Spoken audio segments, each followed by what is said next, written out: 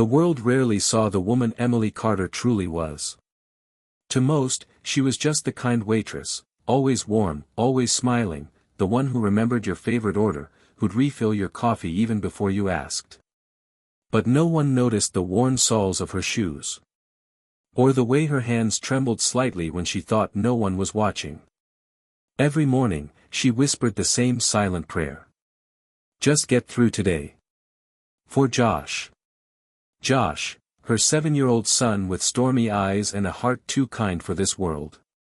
He was the only reason she kept going. He didn't deserve a life of fear, of hunger, of absence. So, Emily pushed through exhaustion, heartache, and loneliness. She wore her smile like armor and faced the world, apron tied, coffee pot in hand. That morning was colder than usual. The kind of cold that seeped into your bones. Emily rubbed her hands together, blew into her palms, and tied her hair back behind the counter. The cafe bell jingled.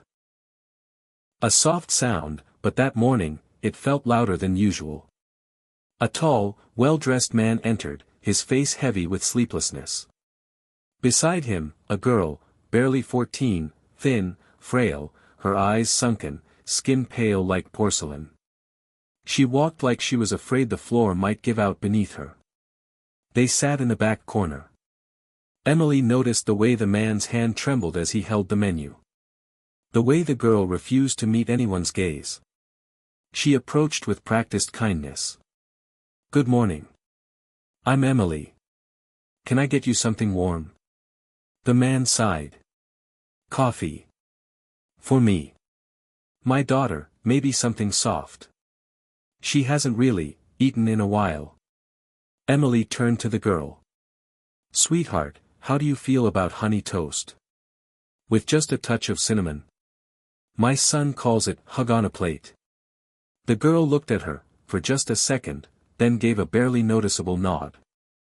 Back in the kitchen, Emily made the toast like she always did for Josh when he was sad. She cut off the crusts, toasted it to golden brown, drizzled just a hint of honey, and sprinkled a whisper of cinnamon. When she returned to the booth, she placed the plate gently.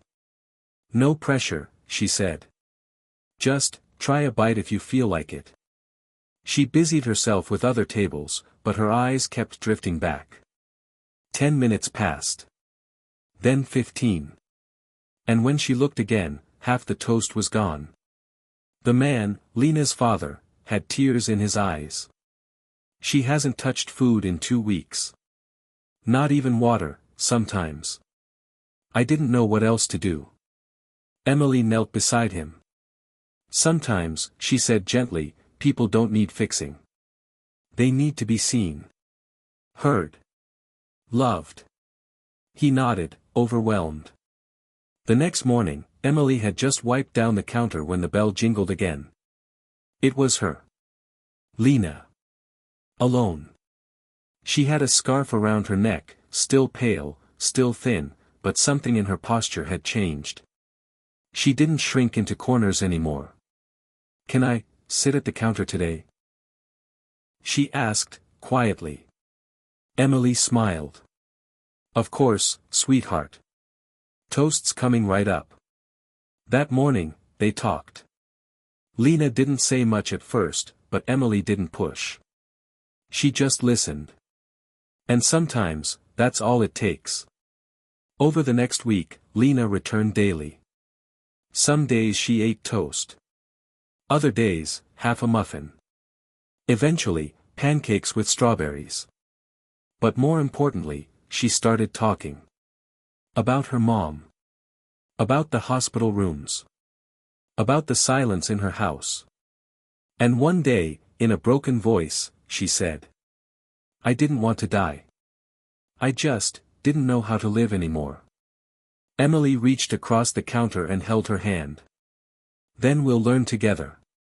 One snowy afternoon, a familiar SUV rolled up outside the cafe. Emily wiped her hands and looked up as the door opened. It was Richard Donovan, Lena's father. But this time, he wasn't weary. He looked calm. Hopeful.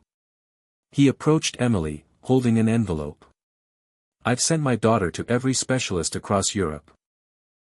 Paid for private therapists, clinics, nothing worked. But she smiles now. She laughs. He paused, voice cracking.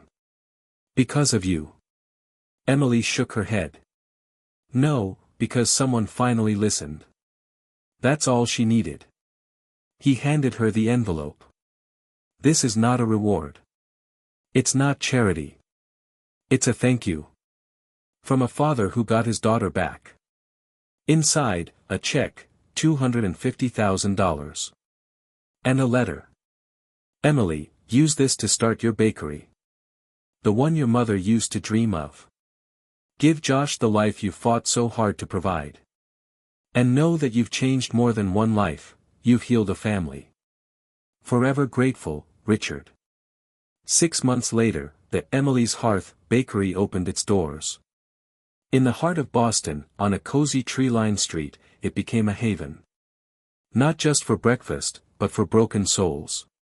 At the grand opening, there were flowers, laughter, and tears. Lena was there, healthier, radiant. She helped cut the ribbon. Her idea of a Feel Better Breakfast program was now a weekly event, feeding underprivileged kids free warm meals. Richard stood in the back, hands in his pockets, watching his daughter joke with Josh as they frosted cupcakes together. The Hope Table, the booth where Lena had first eaten, was now a symbol. A small plaque read. The Hope Table, where healing begins with one bite. Word of Emily's story spread. The bakery was featured on local news. Then national media.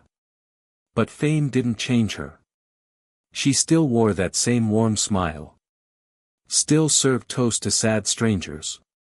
Still held the hands of those who just needed someone to stay.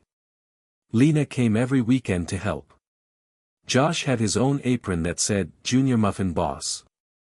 Emily often sat near the window during quiet moments and watched the snow fall. And sometimes, when a lonely teenager wandered in, eyes sunken and heart heavy, Emily would walk over, sit beside them, and softly say, Would you like to try the honey toast? It's kind of magical. In a world full of noise, loneliness, and pressure, sometimes what people need most isn't a cure. It's a connection. Emily Carter had no riches. No degrees. No platform. Just a kind heart, listening ears, and a belief that no one should be invisible. Her life changed not because she wanted anything, but because she gave everything. And in return, life gave her everything back. Sometimes, all it takes is one bite. One smile. One person who sees you. You don't need wealth to change the world. You just need love, and the courage to share it.